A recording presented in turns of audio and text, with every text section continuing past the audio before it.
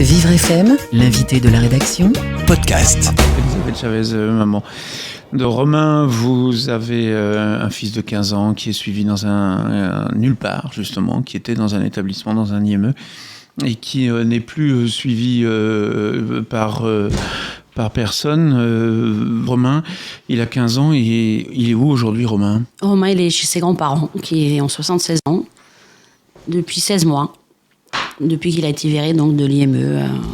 Donc il était depuis dans 2 ans. un établissement spécialisé. Tout à fait. Et il a été renvoyé de cet établissement parce que Suite à il avait des troubles du comportement, c'est ça ? Voilà, un peu de violence avec une éducatrice et puis certaines de ses petites camarades.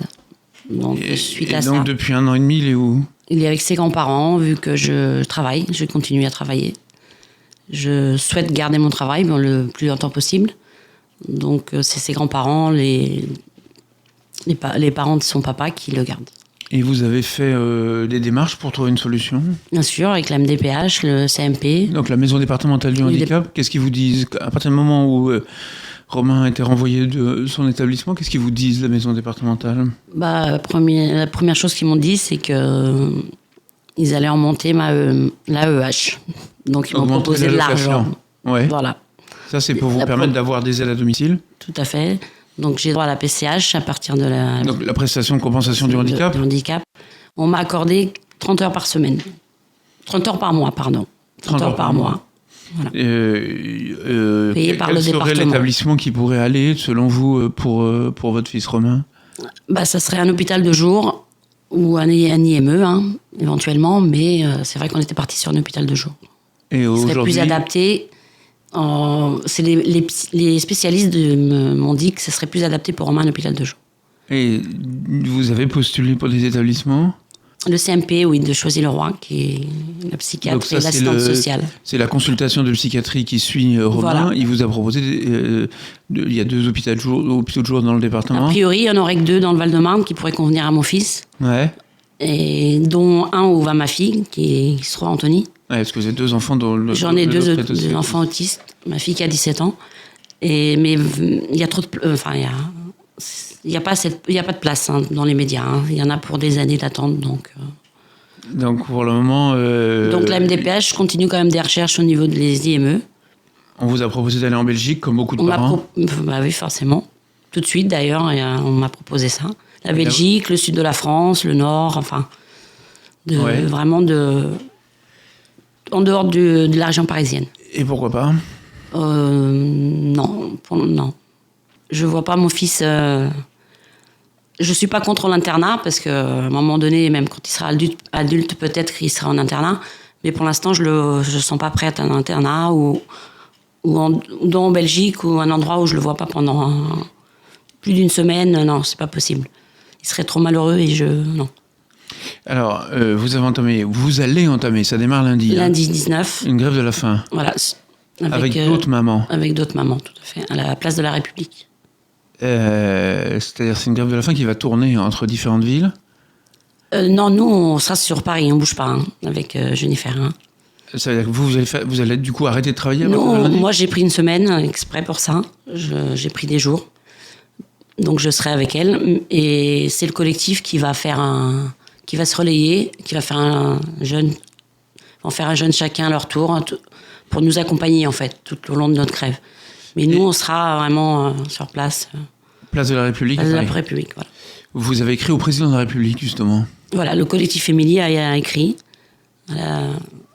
On a reçu un mail hier par le secrétaire de Madame Cluzet. Donc la secrétaire d'État en charge du handicap. Voilà. Qui vous a répondu. Qui nous a répondu hier en nous disant que qu'ils étaient avec nous et qu'ils allaient voir avec l'MDPH, l'ARS, et qu'on allait recevoir... Donc l'Agence régionale de santé d'Île-de-France, voilà, pour trouver une solution, pour savoir où est-ce qu'il y a une place finalement pour votre enfant. Et qu'on allait avoir une réponse d'ici à 1 à 2 semaines de leur part, voilà. On est avec Elisabeth Chavez ce matin. Vous êtes la maman de Romain. Et puis vous avez aussi une fille qui a également des difficultés d'ordre autistique. Elisabeth Chavez qui fera une grève de la faim à partir de lundi. Vivre FM, l'invité de la rédaction, podcast. Elisabeth Chavez, maman de Romain, vous avez un fils de 15 ans qui est suivi dans un nulle part, justement, qui était dans un établissement, dans un IME, et qui n'est plus suivi par personne. Vous avez donc eu hier, ça c'est l'actualité du jour, un appel du secrétariat d'État, du ministère. Tout à fait. Vous y croyez ? J'ai du mal, en fait. Je suis un petit peu... J'y crois plus trop, en fait. Je fais toutes ces démarches parce que je veux pas... Je veux me dire que j'ai essayé de tout faire pour mon fils, mais j'ai quand même du mal à y croire. Avec tous les nombres d'enfants qui sont à la maison, plus en fait j'avance dans les recherches, plus je vois qu'il y a des soucis, qu'il y a des problèmes, qu'il y a des enfants à la maison, qu'il y a un manque de structure. Et en fait, franchement, je finis par baisser les bras. Là je suis vraiment au bout. J'y crois plus trop, non. Alors, on est au téléphone avec Céline Boussier. Bonjour, Madame Boussier. Bonjour, Monsieur Lockman. Vous êtes dans le sud-ouest et vous aussi, vous allez participer à cette grève de la faim avec Elisabeth à partir de lundi ? Voilà, alors moi je représente en fait le collectif Émilie et toutes les associations qui sont à l'origine de l'action de soutien et de solidarité pour Jennifer et Elisabeth. Et comme Elisabeth vous l'a expliqué à l'antenne il n'y a pas tellement longtemps, nous, on va entamer des jours de jeûne chacun. Donc je serai la première lundi matin à Agen avec un rassemblement à 11h, 10h30, place Wilson. Mardi, ce sera Jean-Michel Fernandez, le président de DSF 47, et Sylvie Bataille, une maman, qui prendront le relais. Mercredi, il y aura, de mémoire, là je ne me rappelle plus, ça ne me vient pas, mais jeudi, ce sera au tour de Karine Egui, qui représente le collectif Émilie. Alors, vous vous adressez à qui ? Parce qu'on a bien vu, on voit bien avec le cas de Romain, le fils d'Elisabeth Chavez, qu'il faut trouver une solution peut-être avec le département, la maison départementale, avec l'agence régionale de santé, avec le ministère. Vous attendez des réponses de qui aujourd'hui ? Mais en fait, effectivement, il y a le cas d'Elisabeth, mais pas que. Il y a aussi, c'est aussi pour Donovan, c'est aussi pour Romain, pour Morgane. Voilà, ces dossiers. Alors, c'est pas des dossiers, pardon, parce que c'est des enfants et des familles.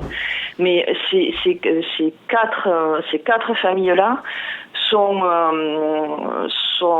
symboliques parce qu'elles représentent la galère de tous les parents d'enfants, d'adolescents et d'adultes en situation de handicap en France qui parce que on l'a toujours dit, on l'a toujours défendu, la France a 40 ans de retard en matière de prise en charge, en matière d'accompagnement.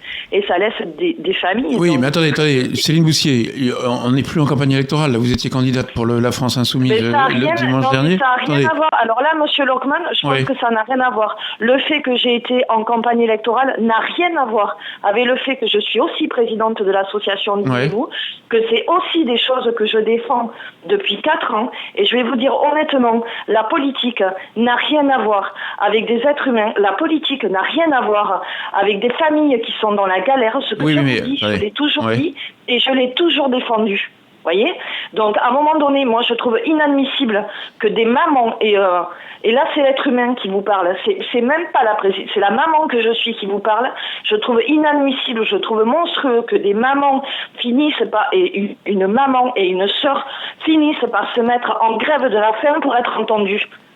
Est-ce que ça veut dire aujourd'hui, donc, attendez, le gouvernement vient de se mettre en place. Du coup, Elisabeth nous dit qu'elle a eu un coup de fil hier du cabinet de la secrétaire d'État en charge du handicap. On est bien d'accord. Et ça veut dire qu'aujourd'hui, la stratégie, c'est de rentrer dans un rapport de force ? Mais avant il y avait déjà eu des courriers de fait. Avec l'ancien gouvernement, il n'y avait pas eu de réponse. Donc, de toute façon. D'accord. Céline Boussier, l'objectif, c'est de mettre la pression aujourd'hui ? Mais l'objectif aujourd'hui, c'est que ces familles arrivent à trouver une solution pour leurs enfants, pour leurs adolescents, pour leurs jeunes. C'est que je prends par exemple l'exemple de Jennifer qui a 25 ans, qui s'occupe de son frère, qui n'a pas de solution. Alors je pourrais très rapidement vous parler de Donovan qui a un handicap grave dans les Landes, qui est sans solution, qui est à la maison, et sa sœur, s'en occupant, elle a mis sa vie et son avenir professionnel entre parenthèses, parce que qu'est-ce que vous voulez sa mère peut pas s'en occuper, voilà. Moi je trouve pas ça normal. Et c'est pas une question de mettre une pression ou pas mettre de pression à l'État. C'est Elisabeth vous l'a très bien dit. Elles ont prévenu le gouvernement avant. Elles les avaient alertés. Il n'y a pas eu de réponse. Ce gouvernement-là qui s'est remis en place, elles les ont prévenus, il n'y a pas eu de réponse. Et jusqu'à temps où elles se sont mises en grève de la faim, où ça a commencé à être médiatisé. Et oui, effectivement, hier, le ministère les a appelées, et c'est tant mieux si elles trouvaient une solution. Moi, je serais très contente. Vivre FM, l'invité de la rédaction, podcast. Elisabeth Chavez en studio et Céline Boussier, vous êtes avec nous au téléphone pour ce collectif Émilie qui appelle à une grève de la faim à partir de lundi. Elisabeth Chavez, qu'est-ce que vous ferez du coup si vous avez une réponse ou pas de réponse? Comment vous voyez la semaine qui vient, les jours qui viennent? Le but, c'est quand même d'avoir une réponse, j'espère. Ouais. Mais s'il n'y a pas de réponse, je pense que je baisse les bras. Je suis prête à m'arrêter de travailler pour pouvoir m'occuper de mon fils, même si je ne le souhaite pas, franchement. Mais alors du coup, vous allez chercher une solution, vous allez regarder peut-être dans les départements voisins, comment est-ce qu'on peut trouver une solution pour... Le problème des départements voisins, c'est qu'ils prennent en priorité ceux du département. Donc, du coup, nos enfants... vous avez déjà fait l'essai? On a déjà fait l'essai. J'ai eu beaucoup de réponses. J'ai appelé beaucoup depuis tôt du jour d'IME, que ce soit pour ma fille ou pour mon fils.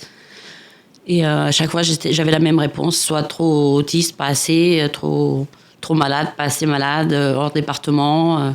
Voilà, on ne nous disait pas non ouvertement parce qu'ils n'ont pas le droit de dire non. Quand je parlais au directeur des centres, mais on me disait clairement qu'il y avait une liste d'attente très conséquente et que c'était pas la peine de rappeler. Donc j'ai même demandé à ce qu'ils me renvoient des courriers avec les explications pourquoi on refusait. Donc j'en ai beaucoup chez moi, des courriers des centres. Et voilà, donc franchement j'y crois pas trop. Moi non. Je fais tout ça parce que je veux quand même...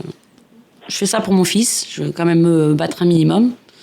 Parce que malheureusement, si tout le monde faisait ça, je pense qu'on n'en serait pas là, si ça avait déjà été fait avant. Je pense que les mamans baissent les bras, les parents baissent les bras, ils gardent les enfants à la maison, ils s'arrêtent de travailler. Moi, c'est pas ce que je veux. Je veux pas m'arrêter de travailler, je veux continuer à travailler pour moi. Et puis, je veux que mon fils il soit dans un centre, qu'il soit heureux, qu'on s'occupe de lui. Je veux pas qu'il reste à la maison, à regarder la télé toute la journée, à dormir... qu'il soit assidaté. Non, je veux vraiment que... Voilà, je veux qu'il ait un avenir. Il part déjà avec un handicap, il est autiste, donc déjà le fait qu'on le vire alors qu'il a 14 ans, je trouve ça inadmissible quand même. Je sais pas, j'arrive pas... En France, l'école est obligatoire jusqu'à 16 ans. Il y a un enfant qui est autiste, qui a déjà un handicap, on le vire. Donc je comprends pas. Céline Boussier, vous êtes militante, vous, depuis plusieurs années autour des questions de handicap. Vous avez identifié combien d'enfants sont sans solution, un petit peu comme Romain? Là, vous me posez une colle parce que de bon matin, me demander un chiffre, je l'ai pas en tête. Ce qu'on appelle... alors moi j'aime pas cette appellation-là, les sans solution, finalement, ce qu'on qualifie des sans solution, avec ce que vous a dit Elisabeth, les départs en Belgique. Il y en a énormément. C'est vrai que là, du coup, c'est pas très sérieux le fait que je me souvienne plus du chiffre. Mais quand je vous disais que ces 4 dossiers-là étaient symptomatiques et étaient symboliques de plein de familles en France qui n'ont pas de centre, alors, c'est pour ça que je vous disais qu'on accuse 40 ans de retard, loin de toute polémique politique. C'est pas quand Elisabeth vous dit, et moi ça me touche son discours, parce que c'est le discours d'autres mamans que j'ai entendu au sein de l'association Indignez-vous, quand Elisabeth vous dit, si j'ai pas de solution, je vais arrêter de travailler. Mais ça veut dire que cette maman-là, quelque part, c'est la double peine, parce que elle souhaite le meilleur pour son fils, et c'est normal, c'est une maman, comme toutes les mamans du monde. Et face au fait qu'elle n'a pas de solution, elle va devoir s'arrêter de travailler. Ça veut dire qu'elle-même ne va plus avoir de vie sociale, ne va plus avoir de travail. Céline Boussier, vous nous dites 40 ans de retard. Aujourd'hui, pour la première fois, on a une secrétaire d'État en charge du handicap qui est issue des associations, dont on sait elle a aussi bataillé, y compris poussé des coups de gueule dans le secteur associatif pour l'absence de réponse ou les réponses inadaptées. Et puis pour la première fois, on a un secrétaire d'État rattaché au Premier ministre. A priori, vous lui faites confiance ou a priori, vous lui faites plutôt pas confiance ? Je demande à voir. Voilà. Pareil. Je demande à voir. Et je demande à voir, moi je vais vous dire, c'est un message d'espoir que je vais délivrer ce matin. Je pense à Elisabeth, je pense à Jennifer, je pense à toutes les mamans que défend le collectif Émilie, puisque je vous rappelle quand même que le collectif Émilie, si le collectif Émilie s'appelle comme ça, c'est en hommage à cette maman Émilie du Nord qui s'est suicidée.